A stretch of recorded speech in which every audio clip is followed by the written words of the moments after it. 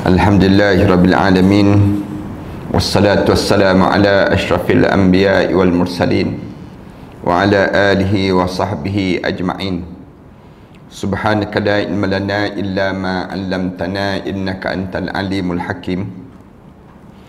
Rabbi shrah li sadri wa yassir li amri wahlul 'uqdatam min lisani yafqahu qawli. Ya alim 'allimna min ilmika kama tarda bihi 'anna. Ya Halim khalliqna bi khuluqil hilmi wa haqiqna bi haqa'iqil ilmi. Allahumma 'allimna ma jahilna wa dhakkirna ma nassina. Allahumma yassir wa la tu'assir wa tammim bil khair, amma ba'd. Para hadirin yang dirahmati sekalian, alhamdulillah kita syukur pada Allah kerana sekali lagi pada pagi yang baik ini kita diberi peluang oleh Allah untuk kita mula membicarakan tentang taubat yang berterusan dalam kehidupan kita. Taubat yang disebut dengan mustamirrah. Mustamirrah ni maknanya hidup dalam keadaan yang berterusan, hidup dalam keadaan bertaubat. Ini salah satu di antara amalan yang mesti kita sentiasa lakukan dalam hidup kita. Yang ni dinamakan dengan satu sifat yang mesti ditanam dalam jiwa kita, dalam hati kita ni, yang disebut dengan taubat. Taubat tu biar berterusan dan berterusan. Dan lebih kurang 12 perkara yang kita diajar supaya sentiasa kita buat, yang hari ininya ialah ruas yang ke-12 yang kita kena masukkan dalam hati kita supaya hati kita ni sentiasa melekat dengan peribadi yang disebut dengan peribadi seorang mukmin yang baik. Peribadi mukmin yang baik ni dia kena sentiasa dalam keadaan yang berterusan pada diri dianya, di antara perkara 12 perkara yang mesti masuk dalam tubuh badan kita ini. Hari ininya kita mulakan dengan tajuk yang disebut dengan perkara yang ke-12 kena masuk, iaitu taubat. Taubat yang berterusan dalam kehidupan kita. Apa yang dimaksudkan dengan taubat dan apa batasan taubat ini? Ini kita mulakan demikian. Lebih dahulu penting untuk kita semua maklumi bahawasanya taubat itu menurut makna asalnya ialah kembali. Itu makna kalau orang tanya, taubat ni apa? Taubat ni maknanya kembali, balik semula pada asal. Itu dipanggil taubat. Tabayatubu, taib dipanggil. Dalam kalimat maknanya orang yang balik semula pada asal. Dalam keadaan yang kita ni kembali pada asal. Kembali pada asal maksudnya fitrah, dalam keadaan bersih pada diri kita ni. Adapun dalam istilah agama Islam dijadikan sebagai ungkapan daripada suatu pengertian yang tersusun serta meliputi 3 macam hal serta tertib daripada beruntun tersusun ini sendiri. Artinya ialah bahawa ketiga perkara itu wajib dilakukan keseluruhannya, dan belum bererti apabila salah satu di antara ketiga-tiga itu ditinggalkan ataupun tidak dilaksanakan. Maksudnya dalam istilah agama, taubat ni mesti tersusun dengan tiga perkara. Kalau 3 perkara ni tak terjadi, maka tidak dianggap taubat. Taubat ni mesti disusun di atas 3 perkara yang kita kena maklumi pada diri kita ni. Ni dalam istilah agama lah. Pada diri kita, macam mana kita nak taubat. Ada 3 perkara ni yang mesti terjadi pada diri kita. Adapun 3 perkara itu ialah 3 perkara ni. Yang pertamanya taubat itu mesti, yang pertamanya ilmu pengetahuan perihal makna taubat dan cara mengerjakannya. Yang pertama kena ada ilmu. Orang yang nak taubat ni, kalau dia tak tahu yang dia nak taubat apa dia, macam mana dia nak buat? Dia nak kembali pada Allah. Kemudian yang keduanya, macam mana cara dia nak kembali tadi dalam hidup dia ni, macam mana dia nak kembali pada masa yang sama. Ilmu pengetahuan maknanya perlu pada diri dia untuk mengerjakannya. Okey, yang kedua, tuan kita disebut yang kena susun dalam tubuh badan kita taubat. Hal ehwal ataupun keadaan yang akan ditaubati dan juga keadaan orang yang hendak bertaubat itu sendiri. Itu yang kedua. Macam mana peribadi dan sikap orang yang nak taubat tadi. Ini mesti ada pada diri kita ni. Yang pertama, kita kena ada ilmu. Yang kedua, kita kena tahu fi'il perangai ataupun hal ehwal orang yang nak ditaubat tadi. Orang nak taubat tadi tu bagaimana keadaan pada diri dia. Yang ketiga, insya-Allah kita akan hurai satu-satulah. Yang ketiga, mengerja ataupun melaksanakan taubat sesuai dengan apa yang diajar oleh agama Islam. Kita mula mengerja atau melaksanakan taubat sesuai dengan apa yang diajar oleh agama Islam. Yakni bagaimana cara mengamalkan dan tindakan apa yang perlu dilakukan untuk kesempurnaannya. Itu maknanya yang ketiga ni kita akan tahu macam mana cara kita nak buat untuk kita nak bertaubat ini sendiri. Itu tindakan yang perlu kita lakukan. Jadi ilmu itu adalah yang pertama. Mula tuan kitab kita ni hurai balik. Yang pertama tadilah ilmu tu yang utama. Sekali wajib dimiliki. Dalam hidup kita ni kita kena tahu yang tu salah, yang ni tak salah. Dalam hidup kita barulah kita tahu kita nak taubat macam mana ilmu. Dan yang pertama ini menyebabkan timbulnya kewajipan yang kedua. Yang pertama ni, kerana yang pertama ni lah datang yang kedua. Kalau tidak kerana yang pertama, takkan mungkin datang yang kedua. Itu cara dalam taubat ni lah. Maknanya kerana ada orang. Maknanya peribadi seseorang tadi menjadikan peranan pada diri kita ni, iaitu mengerti hal keadaannya. Sedangkan untuk selanjutnya ialah melaksanakan yang ketiga. Dan yang ketiga tu datang bila melaksanakan waktu mana kita dah tahu keadaan semasa, macam mana nak bertaubat, keadaan demikian. Senang ceritanya, yang pertama ni ilmu, yang keduanya yang disebut dengan hal ehwal. Yang kedua ni peribadi seorang, yang ketiga hal ehwal, keadaan yang ada pada seorang. Secara ringkasnya ialah bahawa yang pertama itu penyebab timbulnya yang kedua. Tuan kitab kita ni disusun terperinci sangat. Kerana ada yang pertama itulah datang yang kedua. Dan yang kedua itu menyebabkan timbulnya yang ketiga.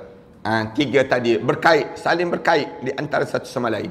Dalam bertaubat ni ilmu, orang tu sendiri, kemudian keadaan itu sendiri. Tiga benda ni mesti tersusun. Kalau tidak ada orang, takkan macam mana nak ada ilmu. Maknanya ilmu berkait dengan orang. Dan kalau tidak kerana perbuatan yang dilakukan oleh orang, macam mana keadaan nak bertaubat? Dia ada kait. Tiga perkara ni sentiasa berkait dalam perkara yang taubat ni. Semua itu sudah merupakan keharusan yang telah ditetapkan sesuai dengan apa yang dalam sunnatullah, yakni kepastian yang digariskan oleh Allah Subhanahu Wa Taala dalam seluruh alam yang menjadikan daulat kerajaan Allah. Artinya apa yang wajib berlaku dalam semesta alam dan juga jagat raya ini, kini marilah kita huraikan mengenai hal ilmu daripada masalah taubat itu sendiri. Mari kita mulakan dengan ilmu. Ilmu apa yang menyebabkan orang tu perlu bertaubat, dan pengetahuan apa yang perlu ada dalam diri seorang yang menyebabkan orang ni perlu dalam keadaan bertaubat. Ilmu dalam hal taubat ialah mengetahui dan bermakrifah sesungguh-sungguhnya. Dia tahu sungguh-sungguh betapa besarnya bahaya dan dosa yang mesti dipikul oleh manusia yang bersalah dan enggan bertaubat. Ini ilmu lah. Kalau kita tahu kan, api ni bahaya, api ni bahaya, ilmu lah. Dia panggil demikian. Kita tahu gaung kat bawah ni kalau jatuh habis. Kita tahu. Ada pun orang tak ada ilmu, budak-budak kecil kan, budak-budak kecil yang dia tak berfikir lagi, tak ada fikiran lagi, dia tak rasa pisau itu bahaya. Dia tak rasa bernilainya geran tanah. Kenapa? Kerana dia tak ada ilmu. Tak ada ilmu, senang cerita ni. Tapi kalau kita ada ilmu, kita tahu terus nilai sesuatu tadi. Ni yang menyebabkan kita tahu bahaya memikul dosa. Bahaya kalau kita hidup dalam keadaan pikul dosa ini. Ini disebabkan kerana dosa itu pasti merupakan penutup ataupun penghalang antara seorang hamba Allah dengan segala sesuatu tertutup baginya. Bila orang ni ada dosa, maknanya kesan pada diri dia apa dia?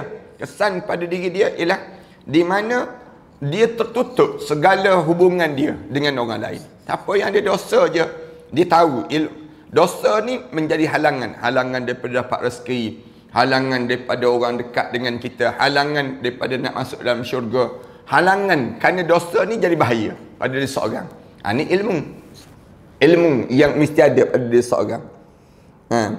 Ada pun orang yang tak ada ilmu kan, semayang pun dia tak nak, tutup aurat pun dia tak nak, kerana dia tak ada ilmu. Kalau dia ni, maksudnya bahasa kitanya jahil, orang kitanya jahil. Kalau kamu jahil, yang menyebabkan kamu tak semayang.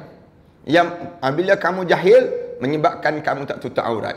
Bila kamu jahil, maknanya kamu tak ada ilmu.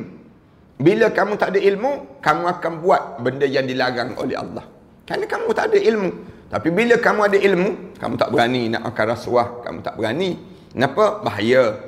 Kalau makan rasuah ni, kesan dia gini. Kamu tak berani nak berzina, kamu tak berani nak minum arak, kamu tak berani nak buat benda yang dilarang oleh Allah. Kenapa? Kerana kamu ada ilmu. Ilmu tu yang menyebabkan ilmu terhadap perkara tersebut tu, ilmu terhadap bahaya dosa ni perlu ada dalam hidup seorang. Jadi antara manusia itu dengan semua yang mahjub, yang terhijab ataupun tertutup, tidak akan ada hubungan ataupun sambungan, baik yang secara lahir ataupun dengan yang batin. Kalau kamu ada dosa, kamu akan terhijab. Senang ceritanya. Bila seorang tu ada dosa, dia akan terhalang terus, terhalang. Sama ada dengan orang ke, dengan makhluk lain ke dan sebagainya. Banyak halangan. Itu senang ceritalah. Kalau orang tanya, kenapa rezeki saya ni payah sangat Ustaz? Kita jawab, kerana banyak dosa tu. Senang ceritanya. Banyak dosa, rezeki kita jadi macam tu. Kenapa saya banyak ujian dalam hidup saya? Kerana banyak dosa. Itu di antara jawapan lah. Jawapan-jawapan para alim ulama. Kenapa seorang tersebut terhalang dengan sesuatu perkara? Jawapan dia kerana apa dia? Dosa. Dosa ni menjadi halangan. Menjadi halangan segala sesuatu dalam hidup kita.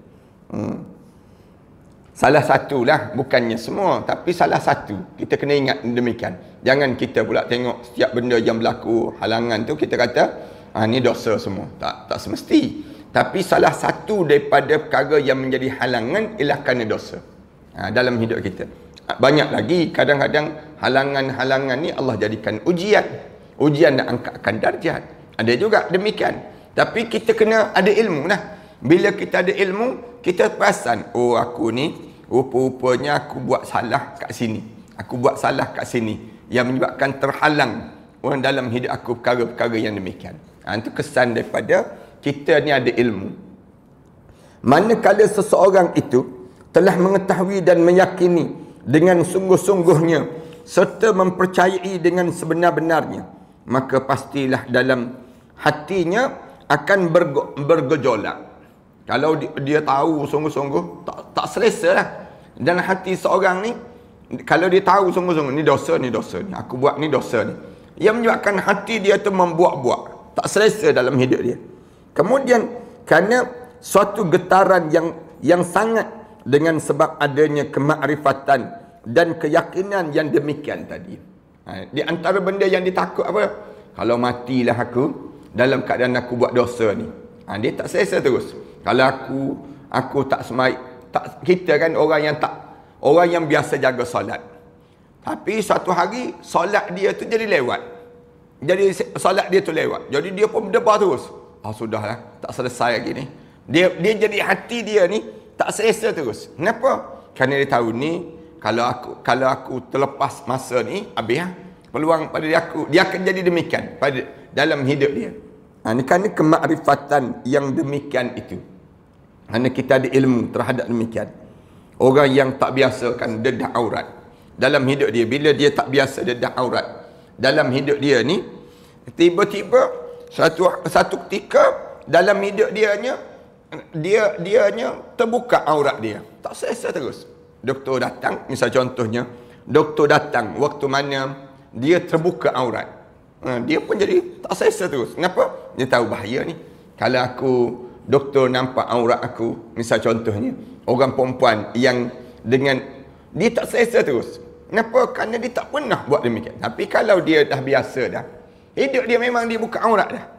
Jadi kalau doktor tu datang ataupun tetamu datang ke rumah dia ke dan sebagainya, dia tak rasa apa-apa sebab dia tak ada ilmu terhadap bahaya mendedah aurat tadi. Hatinya kemudian kalbunya akan merasa sakit dan amat pedih kerana tidak mungkin dapat mencapai apa yang dituju dan dikendaki, yakni mendekatkan diri dengan Maha Penciptanya. Kalau ditanya kenapa kita tutup aurat, kita ambil contoh tutup aurat ni lah. Kenapa kita tutup aurat? Kerana kita nak dekatkan diri kita dengan Allah.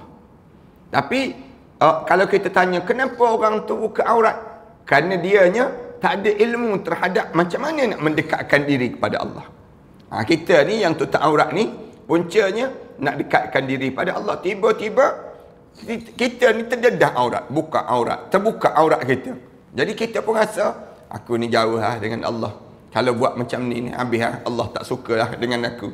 Kenapa? Akan aku buka aurat. Ni contoh aurat lah. Banyak lagi lah contoh-contoh lain, dosa-dosa yang dibuat oleh masyarakat kita ni. Dan ini disebabkan tertutupnya oleh ketiadaan mampunya menempuh jalan masa yang akan dilalui untuk bertakarrub dan mendekatkan diri tadi. Bila dia buka aurat, maknanya dia ni tak dekat dengan Allah. Ni contohlah. Dia semakin jauh dengan Allah. Orang tersebut tentu akan terus menerus menyesali dirinya. Siapa-siapa yang buat dosa tadi, dia akan terus menerus. Kenapalah aku bodoh sangat, payah sangat nak tutup aurat. Ini contoh tutup aurat lah. Dia akan menyesali diri dia. Kenapalah aku buat benda yang demikian. Ini contoh buka aurat dia panggil. Orang tersebut tentu akan terus menerus menyesali dirinya sebab apa yang dapat dan perlu dilakukan untuk sudah terlambat dalam hidup dia. Dia rasa dah terlambat dah. Hatinya merasakan kesakitan yang tiada terhingga. Jiwa dia ni jadi rasa sakit dalam jiwa dia dengan Allah Subhanahu Wa Taala. Dia jadi rasa pada diri dia ni, Allah dah tak pandang dah aku. Allah tak dekat dah dengan aku. Aku ni jadi jauh dah dengan Allah. Kerana ilmu dia tadi, kepengetahuan dia tadi menyebabkan diri dia ni, dia akan rasa jauh je dengan Allah. Kerana yang disebut dengan ilmu tadilah.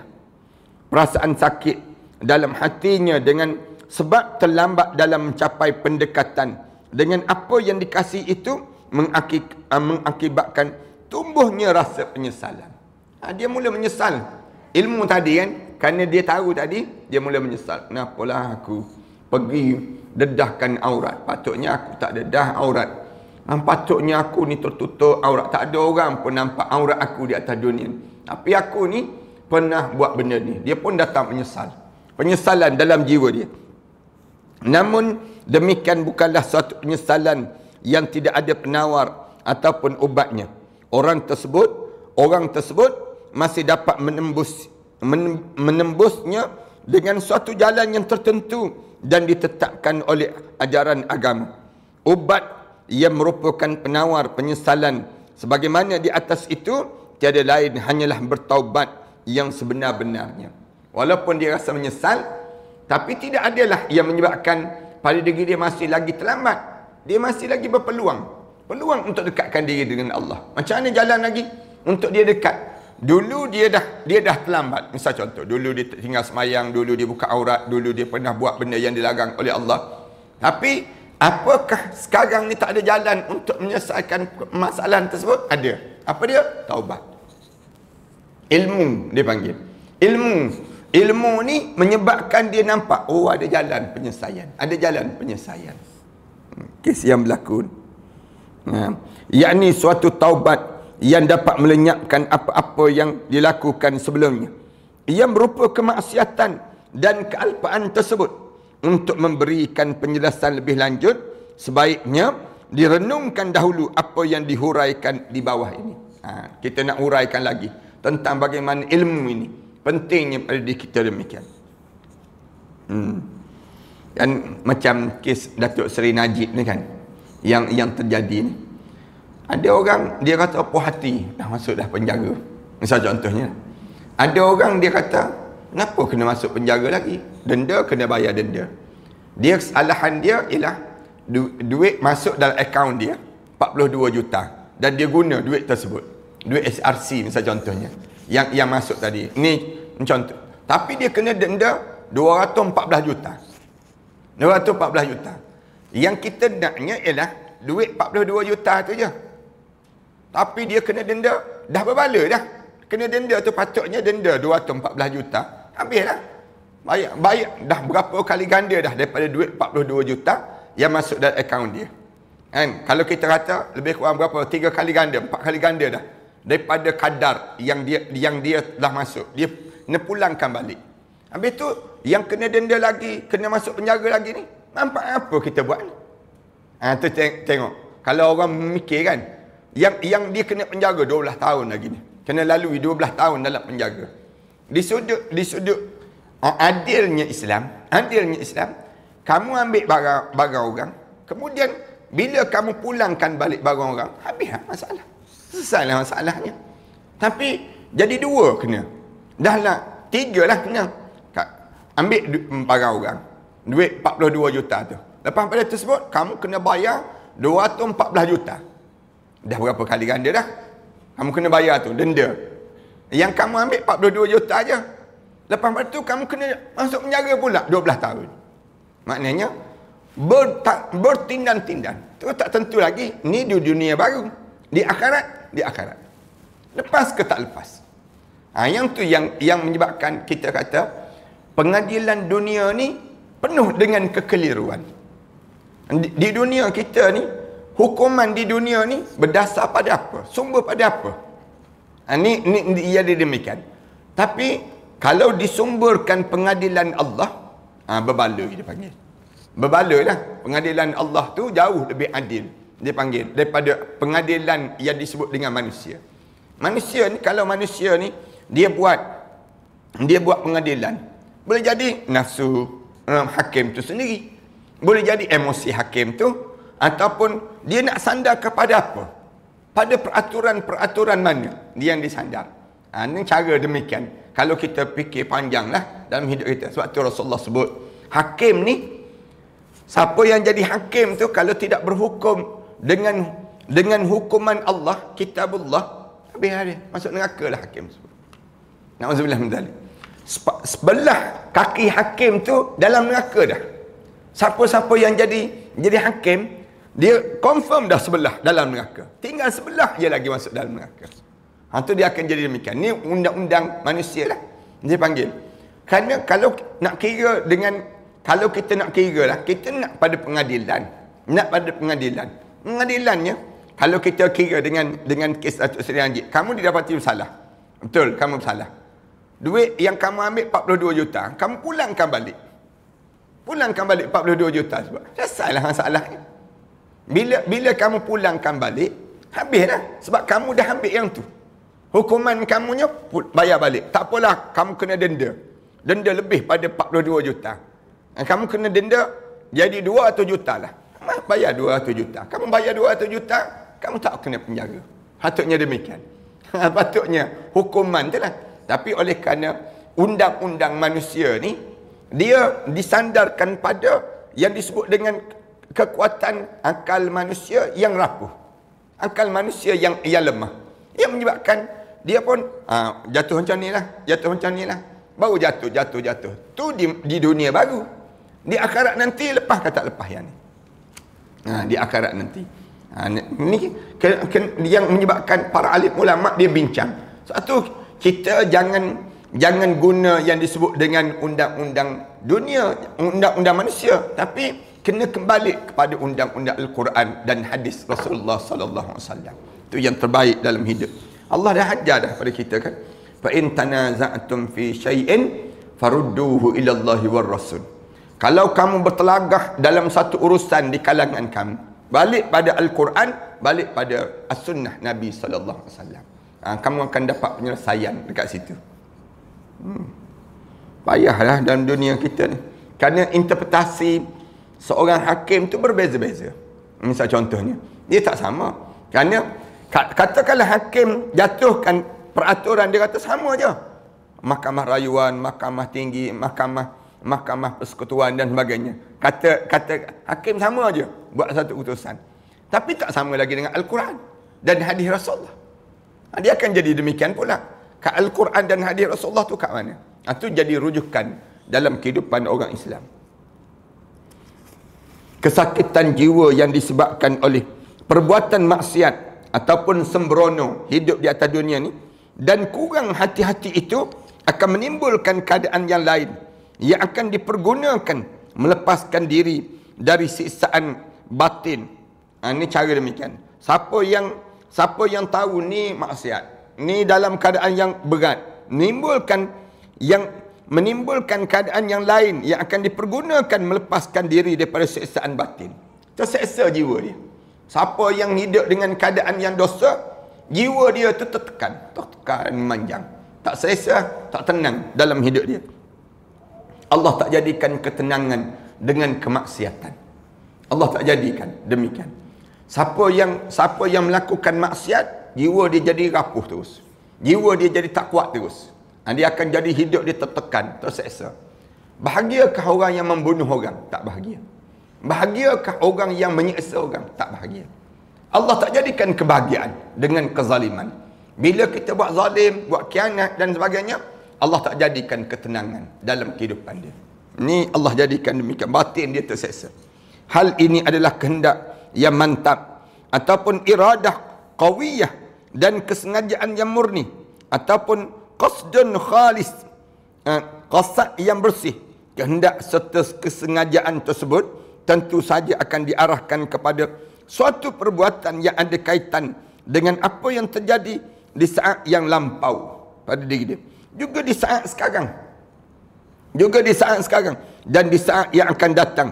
Ringkasnya, kedua perkara itu wajib selalu dijelmakan di setiap saat dan waktu sejak mula-mulanya hingga penghabisan dalam kehidupannya itu. Mengenai kaitan dengan saat sekarang, ialah dengan rasa meninggalkan perkara yang berdosa. Orang yang dia rasa tak selesa tu, bila dia ada ilmu, dia tinggal dosa tadi. Dia berhenti lah. Dia berhenti daripada dosa-dosa yang dia buat. Kita buat contoh kan. Orang yang isap rokok, misal contohnya. Dia isap rokok. Orang ni bahagiakah orang isap rokok? Tak bahagia. Allah tak jadikan kebahagiaan dengan isap rokok. Macam mana dia nak suruh kembali bahagia? Pada diri dia, sekarang juga berhenti isap rokok. Itu bahasa yang mudahnya pada diri kita. Orang yang minum arak, bahagiakah peminum arak? Tak bahagia. Penuang arak tak bahagia. Peminum arak tak bahagia. Pemberi lesen arak tak bahagia. Macam mana nak suruh jadi bahagia? Berhenti ya. Berhenti daripada perkara demikian. Bila dia berhenti, di waktu tersebut, perkara yang dilakukan itu berhenti dikerjakan dosa yang dikerjakan itu. Sedangkan yang berkaitan dengan masa yang akan datang ialah bersengaja dengan hati yang mantap untuk meninggalkan dosa yang tentu menyebabkan tertutup dengan apa yang dicintai sampai akhir usianya.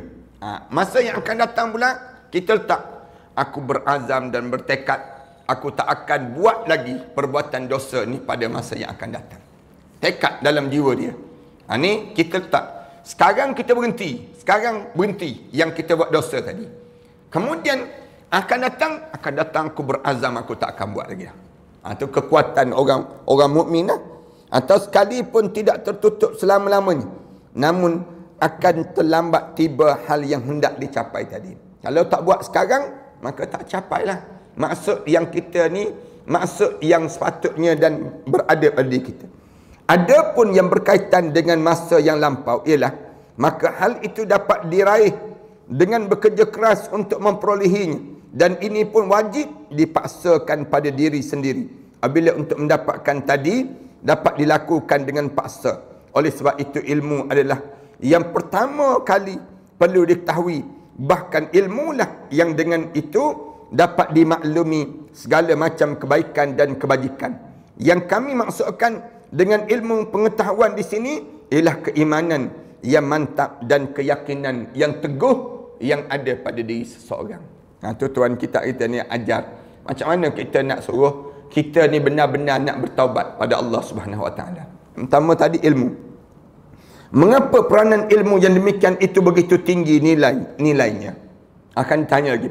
Kenapa perlu ada ilmu juga nak bertaubat ni? Nak bertaubat ni, kenapa perlu ada ilmu? Tentu saja sebab keimanan adalah satu ungkapan yang menunjukkan pada satu kepercayaan.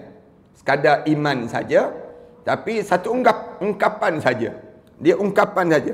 Menunjukkan kita ada keyakinan bahawasanya segala bentuk perbuatan dosa itu sebenarnya adalah racun yang merosakkan semua amalan yang baik sehingga tidak ada nilainya di sisi Allah Azza wa Jalla. Tu kita kena ingatlah. Bila kita ni buat dosa, maknanya dia racun. Bahaya sangat. Kalau ada dosa tu dalam hati kita, macam racun dalam hati. Macam mana? Racun dalam hati. Kalau racun yang sebenar ni pun duduk masuk dalam badan kita ni pun jadi rasa bahaya. Bayangkan racun dosa. Dosa ni racun yang masuk dalam badan seorang. Yang ni menyebabkan rosak semua amalan-amalan yang baik yang pernah kita lakukan sebelum daripada ini.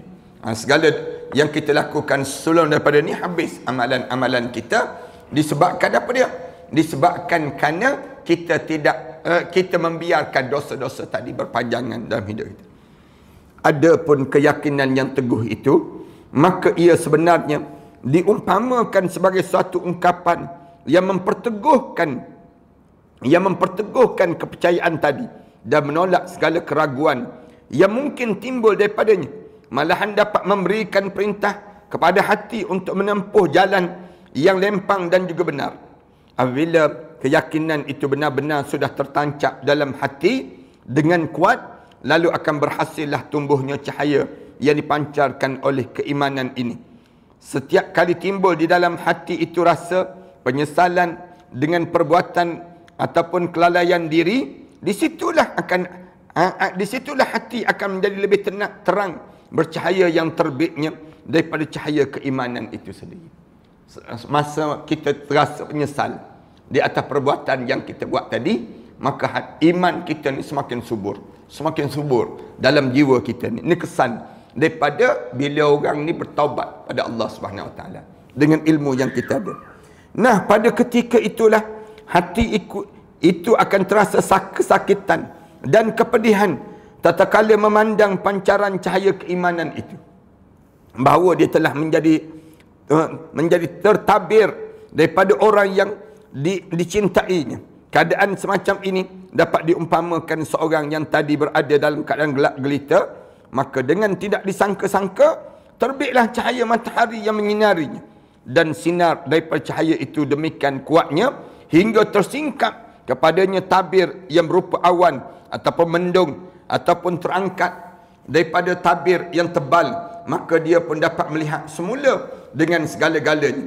Ini dapat dikiaskan sebagai hati yang sedang dalam gelisah dan gundah gelana disebabkan tertutup ataupun tertabir oleh kebatilan perbuatan sehingga terhalang daripada menemuinya yang dicintai olehnya.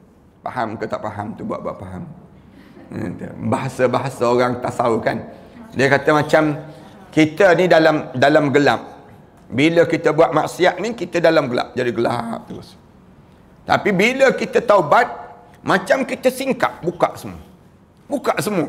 Yang selama ni kita tak nampak, ternampak semua.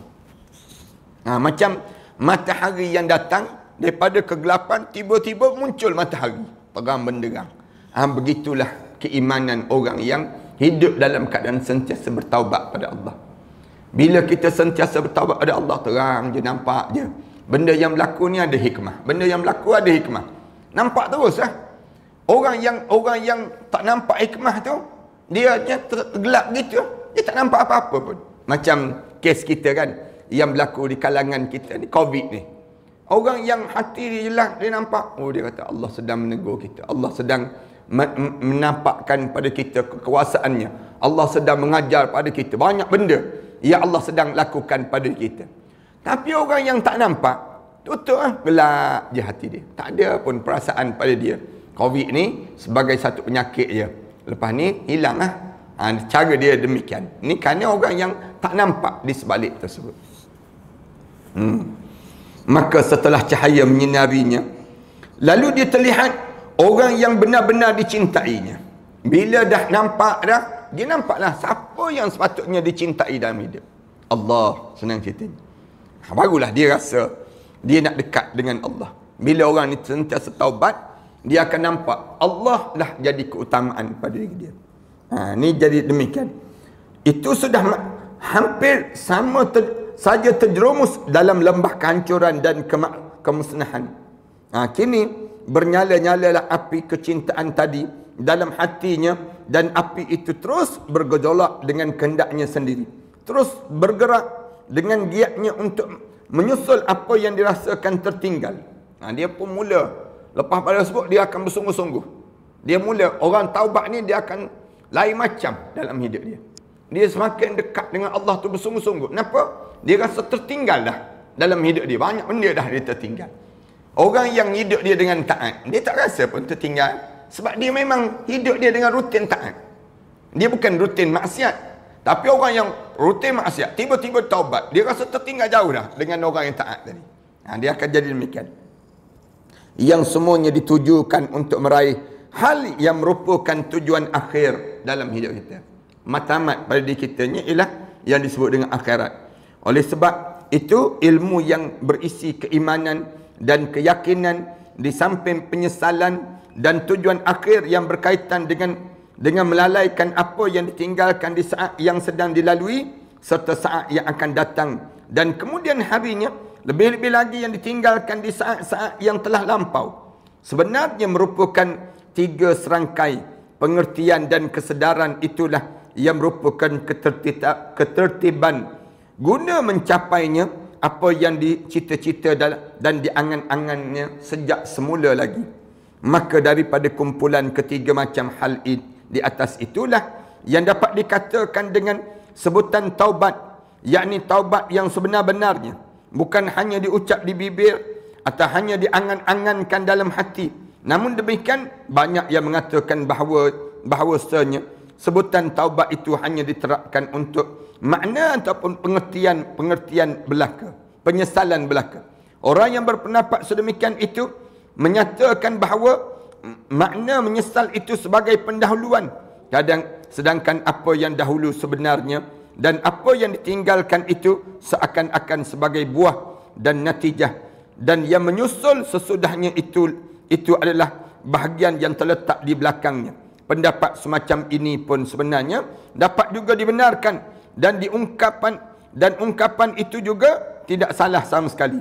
Terbukti dengan apa yang disabdakan oleh Rasulullah sallallahu alaihi wasallam, an-nadamu taubah. Rasulullah sebut penyesalan itu tanda taubat. Rasulullah sebut demikian. An-nadamu taubah. Penyesalan itu adalah taubat. Rasulullah sebut demikian. Kalau kamu menyesal tu, tanda taubat tu. Rasulullah sebut demikian. Itu tanda taubat. Bila kamu menyesal.